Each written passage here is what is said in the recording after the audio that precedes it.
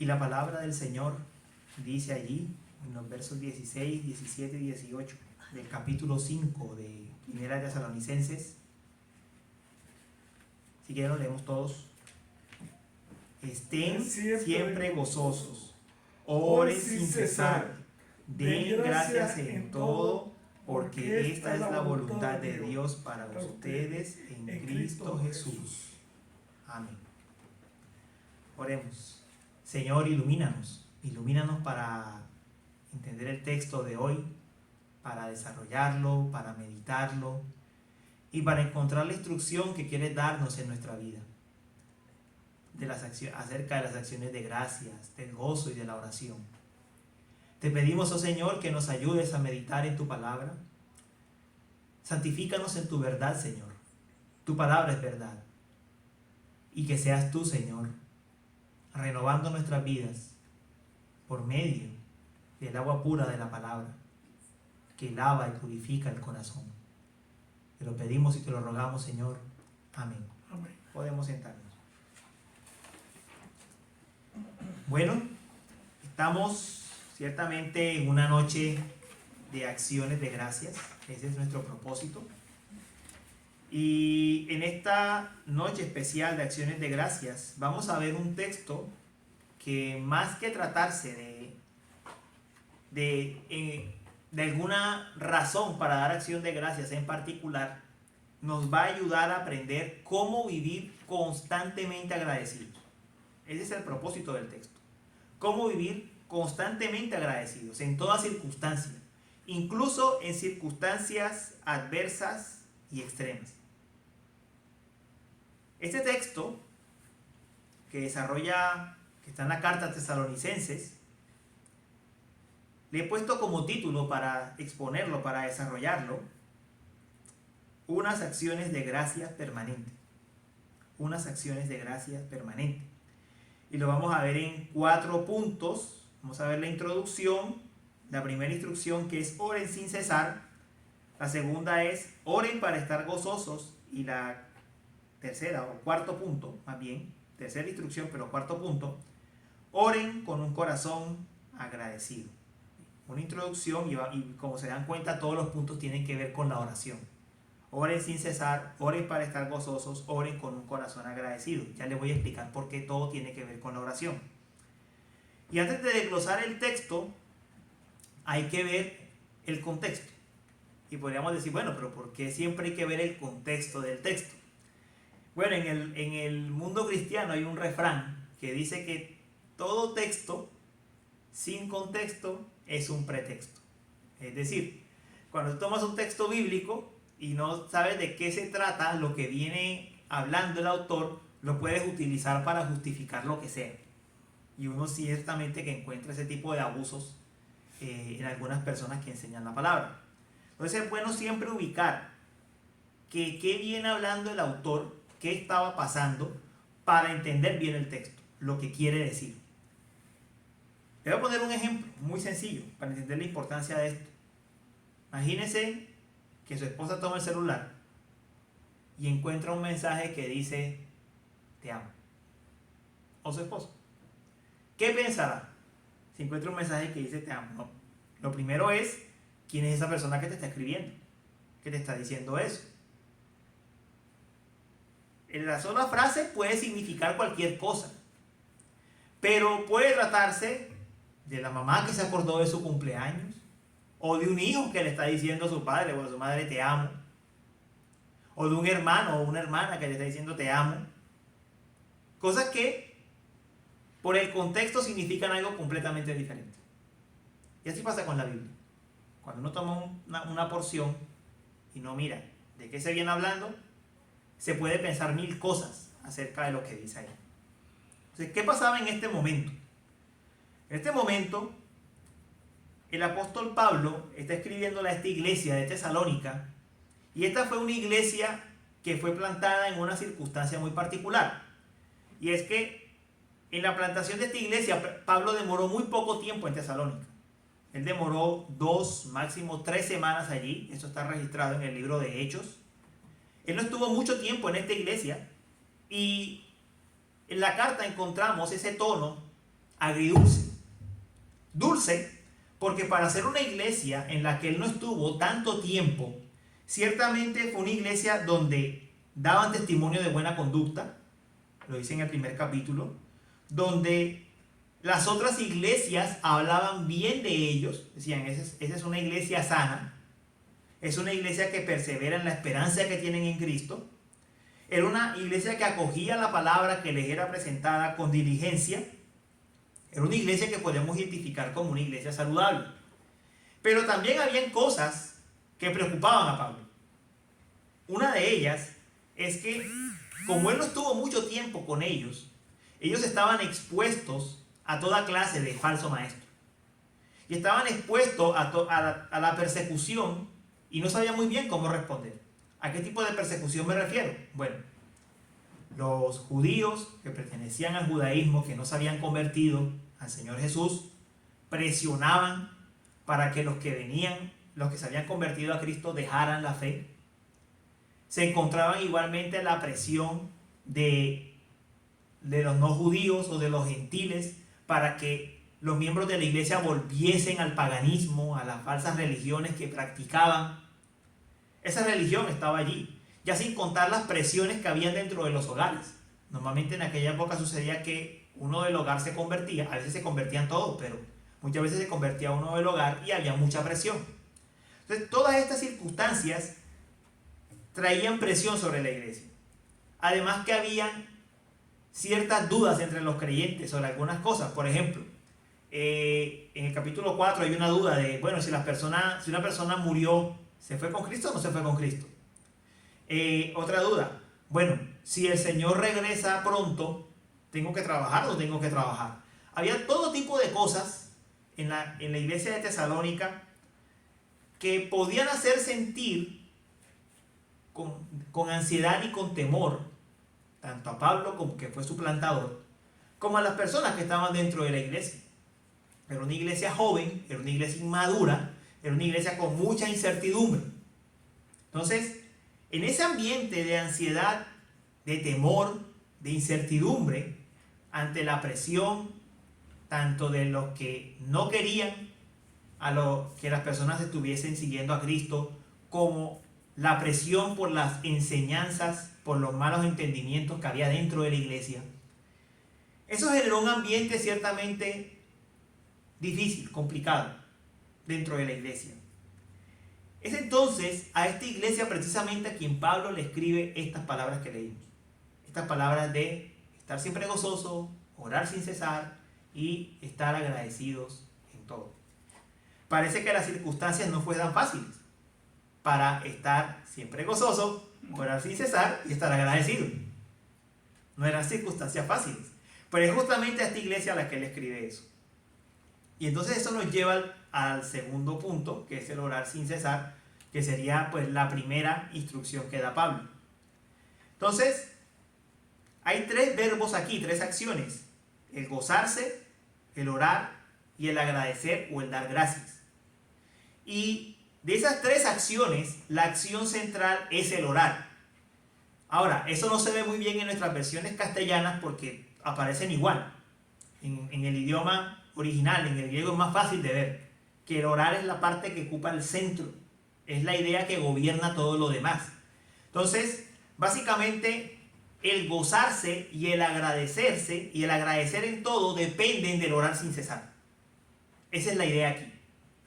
El poder gozarse y agradecer en todo depende del orar sin cesar. Orar sin cesar es el eje que gobierna todo este pasaje, toda esta instrucción. Y entonces, si orar sin cesar es tan importante para tener una vida de gozo en Cristo y para estar agradecido en toda circunstancia, ¿qué quiere decir orar sin cesar? Bueno, voy a decir primero lo que no quiere decir para luego explicar mejor lo que sí. ¿Qué no quiere decir orar sin cesar? Orar sin cesar no quiere decir que uno tiene que cerrarse todo el día en un cuarto a orar. No significa eso. Que de hecho el Señor, bueno, para mí, mi iglesia de Tesalónica, curiosamente, en la segunda carta Pablo le escribe: el que no trabaje, que no coma. Entonces el Señor no está mandando aquí a que las personas no trabajen y se dediquen a orar. No es eso lo que Pablo está escribiendo. Tampoco se trata de retirarse del mundo e irse a un lugar alejado solo a orar. Pablo tampoco está hablando de eso. Porque si estuviese hablando de eso, hay otro mandato en la Escritura que cumplir, y es ser sal y luz en este mundo. Si uno se aleja de todo, ¿cómo es sal y luz? Ahora, uno podría alejarse o retirarse temporalmente. Una semana, 2 semanas, participar de un retiro espiritual, pero no es la condición deseable, porque los cristianos somos precisamente los que alcanzamos el mundo. Se requiere de nuestro testimonio en el mundo. Entonces, ¿a qué se refiere orar sin cesar?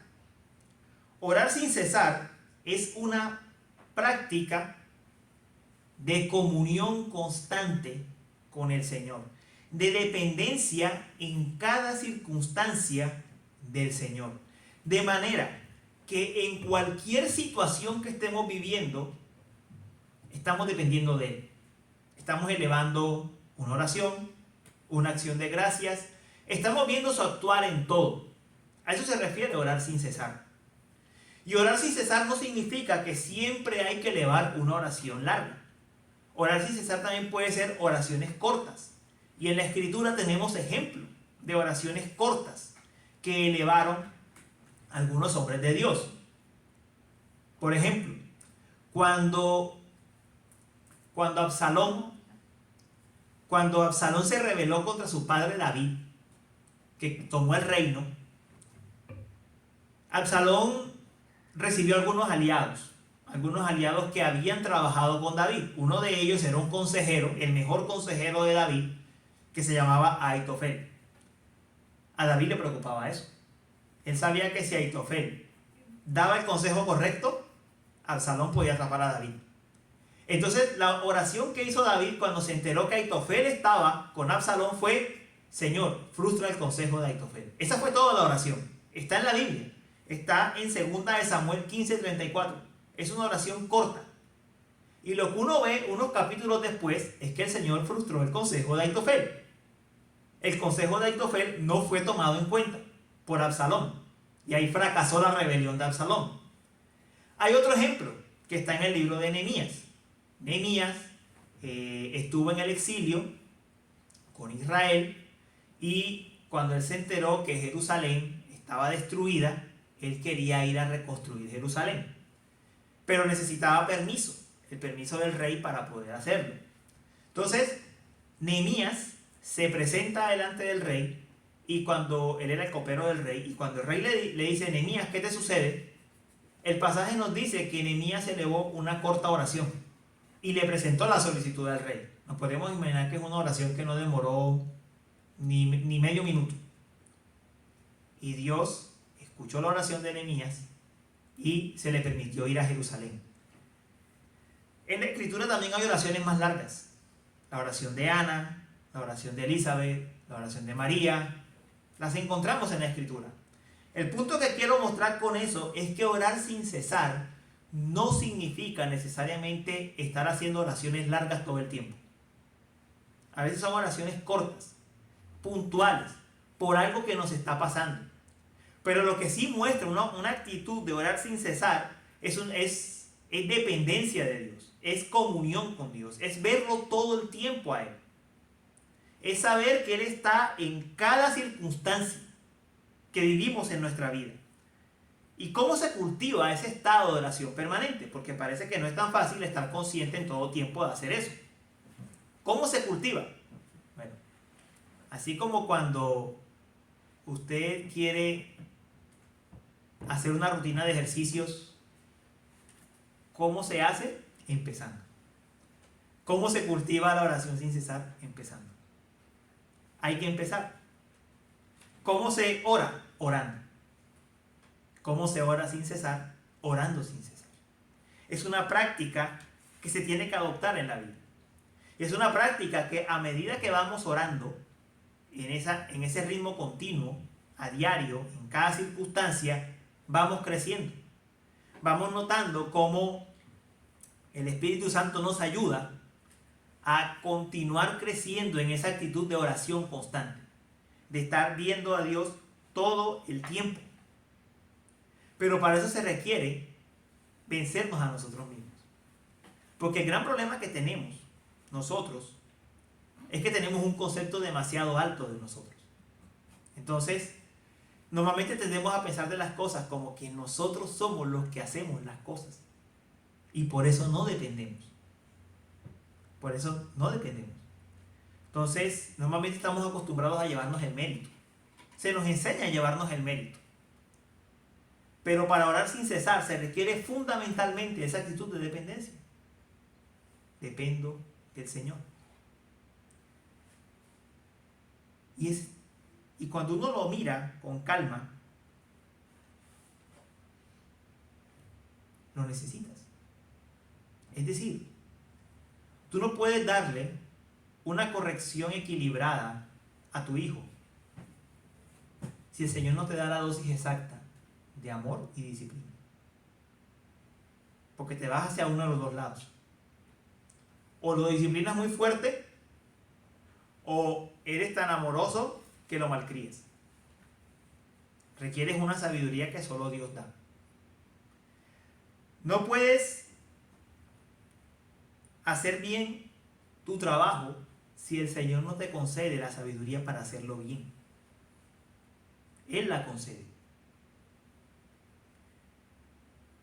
No puedes aprovecharte de una medicina si el Señor no permite que esa medicina caiga bien en tu cuerpo y te sea de provecho. Y que el médico que te atiende sea sabio en formularte la medicina correcta.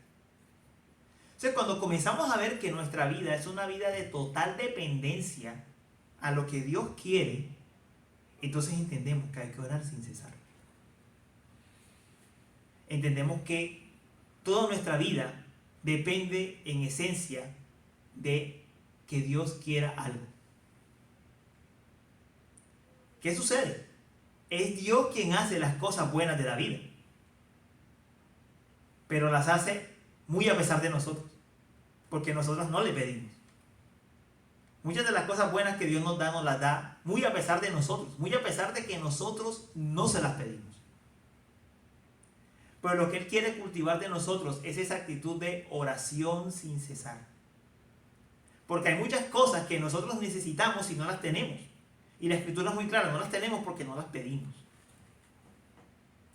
Él quiere cultivar en nosotros esa actitud, pedir, orar, agradecer, alabar permanentemente en todo lo que nos sucede, en todo lo que nos acontece.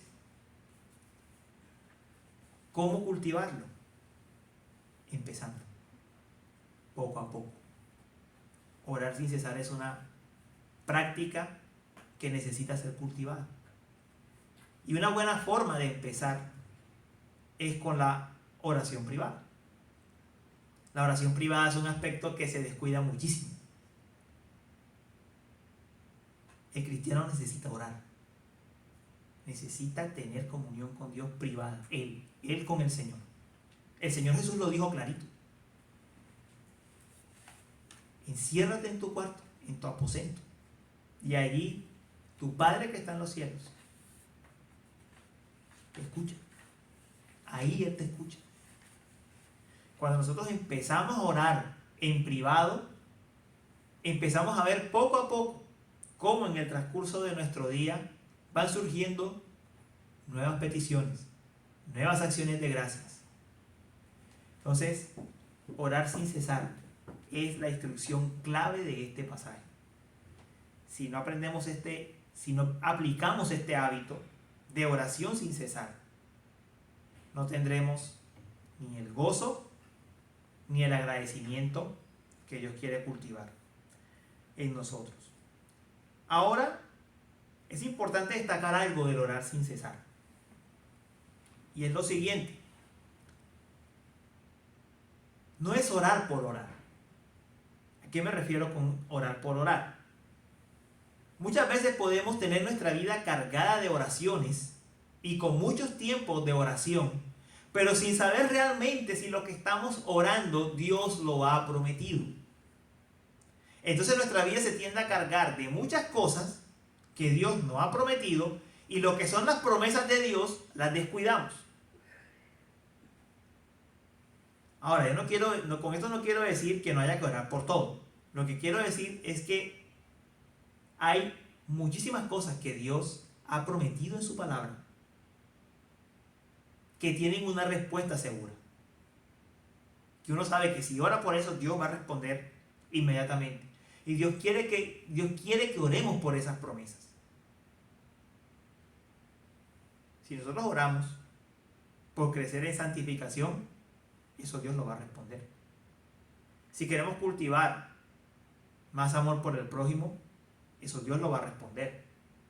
Esas son cosas que Dios quiere de nosotros, que Él ha prometido, que quiere que crezcamos en fe, eso Él lo va a responder. Que crezcamos en la esperanza en Cristo, que crezcamos en el amor a Dios, eso Él lo va a responder. Pero desafortunadamente en la vida cristiana de hoy sucede algo, y es que los cristianos tendremos a concentrarnos en las cosas que Dios no ha prometido y descuidamos las que sí ha prometido. Entonces encontramos muchas veces que el énfasis de muchos hermanos es: Dios me tiene que dar X trabajo, o Dios me tiene que sanar o hacer esto en una persona. Dios no te ha prometido eso. Tú puedes tomar este o aquel trabajo de acuerdo a la voluntad soberana de Dios. Dios te puede ubicar aquí o allá, como Él quiera. Él no te tiene que dar uno en particular. Lo mismo sucede con la salud. Lo mismo sucede con la salud. Dios puede prolongarnos la salud, o Dios simplemente puede dejar que la vida siga su curso natural. De hecho, lo más seguro es la muerte. Y la Biblia lo dice de manera clara. Tenemos que morir. Lo más seguro es la muerte. Él soberanamente puede sanarnos, pero puede que no lo haga. ¿A qué punto voy con eso? Que el énfasis de la vida de oración está invertido. Está al revés. Oramos más por cosas de las que Dios no nos ha dado certeza en su palabra que van a ser de una forma o de otra, y oramos menos por esas cosas sobre las cuales Dios sí ha hecho promesas. Tenemos que volver al equilibrio y orar más por sus promesas, y para eso hay que conocer la palabra, ir a las promesas y orar en su justa medida. No estoy diciendo que no se ore, orar en su justa medida por aquellas cosas que descansan en la voluntad soberana de Dios. Entonces, orar sin cesar, sí, es una práctica que hay que cultivar, pero hay que cultivarla bien. Y para cultivarla bien significa que hay que ir a la palabra de Dios para poder orar correctamente. El pasaje nos dice entonces: estar siempre gozosos. Es la parte que sigue. Estar siempre gozosos. La pregunta es: ¿cómo estar siempre gozosos en medio de circunstancias como las que los tesalonicenses estaban viviendo? ¿Cómo experimentar un gozo constante en medio de esas situaciones que estaban ocurriendo en ese lugar? Donde habían persecuciones, donde habían expulsiones, donde personas eran perseguidas por su familia. Si lo vemos, naturalmente no hay razones para estar gozosos. Naturalmente, el sentido común nos llevaría a que ellos deberían estar muy preocupados por lo que estaba pasando. Muertos de la preocupación, muertos del miedo. No gozosos precisamente, amargados. Pero, precisamente, aquí es donde entra lo que significa el gozo bíblico. Es que el gozo bíblico no depende de las circunstancias. El gozo bíblico depende de la relación con Cristo. Es la relación con Cristo la que nos lleva a un gozo, al gozo que produce el Espíritu Santo. Si no hay gozo en Cristo, ese fruto del Espíritu que es el gozo, la vida será un vaivén. Entonces, ese gozo, hermanos, La Biblia lo ilustra en un montón de circunstancias que podríamos decir, pero ¿cómo hay gozo en eso? Por ejemplo, en Santiago dice, tengan por sumo gozo, hermanos míos, cuando se hallen en diversas pruebas. ¿Cómo así que hallarme en gozo cuando nos hallemos en muchas pruebas? Tenemos, por ejemplo, un ejemplo en Hechos cuando Pablo y Silas estaban en la cantando, gozosos al Señor. ¿Cómo es posible estar cantando llenos de gozo en una cárcel? Pablo dice en una de sus cartas, en 2 de Corintios, que andamos como entristecidos pero siempre gozosos. ¿Cómo así que como entristecidos pero siempre gozosos? Esa es la paradoja del gozo bíblico. ¿Cómo una persona puede estar enfrentando dificultades, aflicciones, atribulada, pero está gozosa en Cristo? Es de ese gozo el que está hablando Pablo. No está hablando de la alegría espontánea. Está hablando de ese gozo que se arraiga en el Señor Jesús. Y ese gozo viene orando sin cesar. ¿Por qué? Porque es que cuando empezamos a orar sin cesar, empezamos a ver a Dios en todo. Ahí está la clave. Cuando empezamos a depender realmente del Señor en cada circunstancia de la vida, entonces empezamos a entender cómo estar involucrado en todo. Y podemos gozarnos en todo. De lo contrario, si no lo estamos viendo a Él en medio de cada circunstancia, la circunstancia va a empañar nuestra visión de las cosas. Se requiere depender de Él para poder verlo, aún en la más difícil de las situaciones. Poniendo al mismo Jesús como ejemplo. Dice en Hebreos que el Señor Jesús fue a la cruz. Ciertamente Él fue humano, o sea, fue humano en todo aspecto. Pero Él fue a la cruz puesto sus ojos en el gozo que estaba delante de Él. Él puso su mirada en los resultados que traería la cruz, en las promesas que Dios Padre había hecho sobre nuestra redención. Y poniendo su mirada allí, Él fue y afrontó la cruz. Y se gozó en la cruz. Y en la cruz vemos que suceden muchas cosas. En la cruz Él dice, Dios mío, ¿por qué me has abandonado? En la cruz hay dolor. En la cruz hay abandono. Pero Él sabía que lo esperaba un gozo más adelante. Un gozo mayor. Y por eso fue y afrontó la cruz. Y nosotros, siguiendo las pisadas de Jesús, tenemos que entender esto. Que las circunstancias, las aflicciones pueden ser difíciles, como sucedía con esta iglesia de Tesalónica, pero hay que poner la mirada dependiendo en Cristo. Y la única forma de depender en Cristo y verlo en todo, ver lo que está más allá, la única forma de hacer eso es entrando en un estado de oración constante para ver cada circunstancia de la mano de Dios.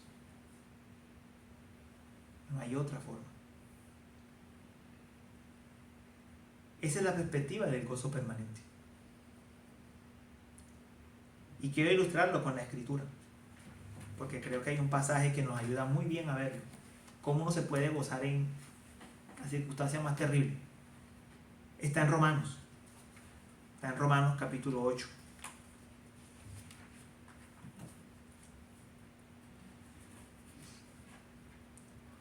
Romanos 8, verso 31, es la página 1159. Y dice las siguientes palabras en Romanos 8, página 1159, verso 31. Ahí dice, entonces, ¿qué diremos a esto? Si Dios está por nosotros, ¿quién estará contra nosotros? Miren esto, ¿no? Si Dios está por nosotros, ¿quién estará contra nosotros? El que no negó ni a su propio Hijo, sino que lo entregó por todos nosotros, ¿cómo no nos dará también junto con Él todas las cosas? ¿Quién acusará a los escogidos de Dios? Dios es el que justifica. ¿Quién es el que condena? Cristo Jesús es el que murió, sí, más aún, el que resucitó, el que además está a la diestra de Dios, el que también intercede por nosotros. ¿Quién nos separará del amor de Cristo? ¿Tribulación, o angustia, o persecución, o hambre, o desnudez, o peligro, o espada?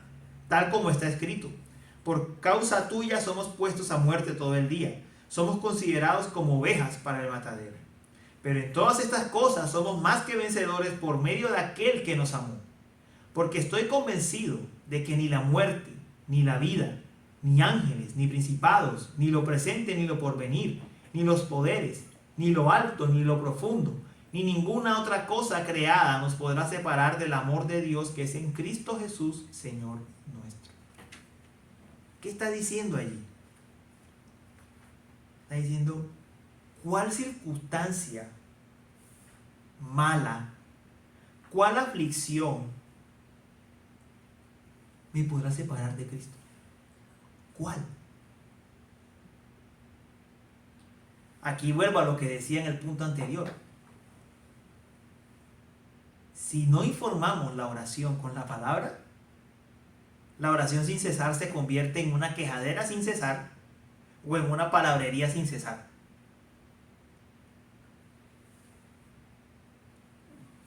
¿Cómo no gozarse en el hecho de que cualquiera que sea la circunstancia difícil que estamos afrontando, nada nos puede separar de Cristo? Nada. Nada nos puede separar. ¿Cómo no gozarse en el hecho de que, como dice en otro pasaje, todas las cosas van a ayudar para bien? Todas las cosas van a ayudar a que seamos hechos a imagen de Cristo. ¿Cómo no gozarse en eso?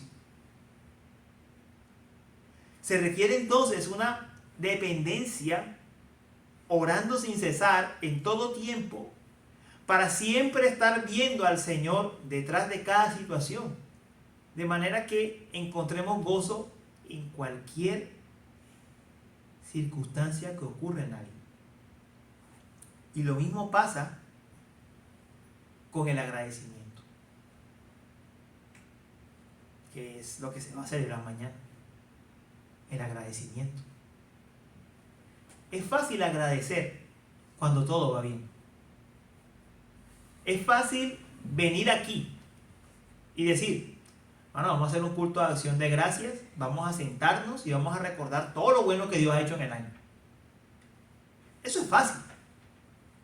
Todos empezamos a decir, Señor, gracias porque yo vivía en Colombia, ahora estoy en Tampa. Hablo por mí, empiezo por mí.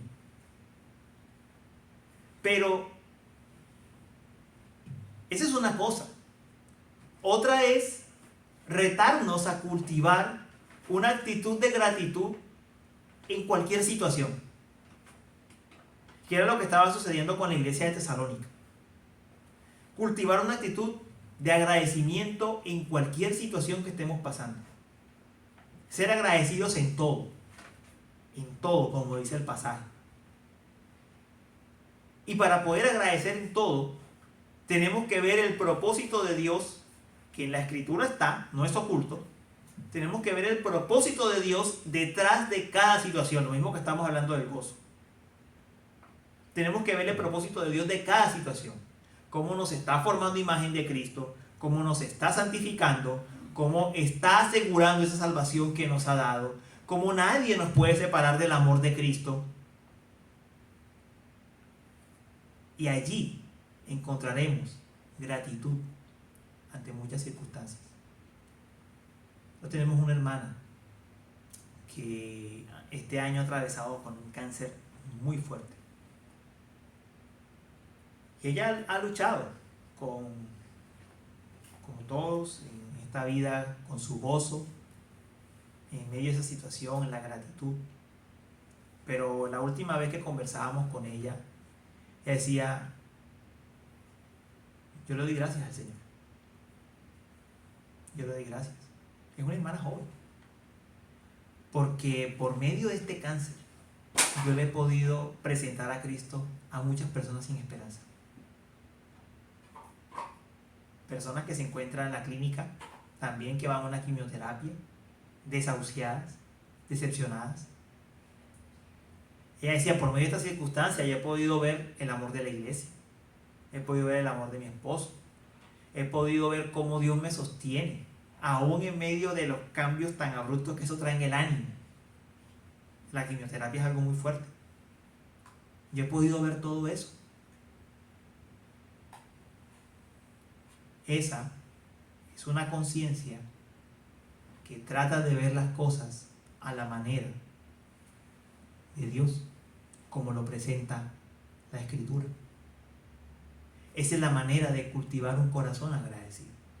Y vuelvo a lo mismo, no es orar por orar. Porque orar por orar, como les decía, o se convierte en una quejadera sin cesar, o se convierte en una palabrería sin cesar. Es orar conociendo la Escritura para poder ver todo lo que nos sucede con gratitud. Para poder ver el propósito de Dios en cada una de las cosas.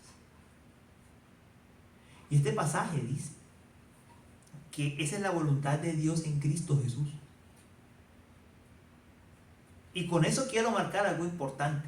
Para nosotros ver la voluntad de Dios y hacer la voluntad de Dios normalmente se marca en mandamientos grandes. Bueno, voluntad de Dios es abstenernos, no sé, de los excesos, abstenernos de la mundanalidad, congregarse regularmente.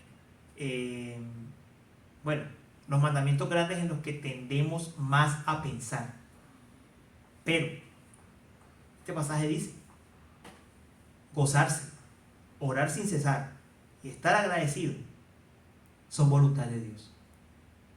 Es decir, son mandatos en los que hay que trabajar y que hay que buscar para nuestras vidas. Hay que buscarlos.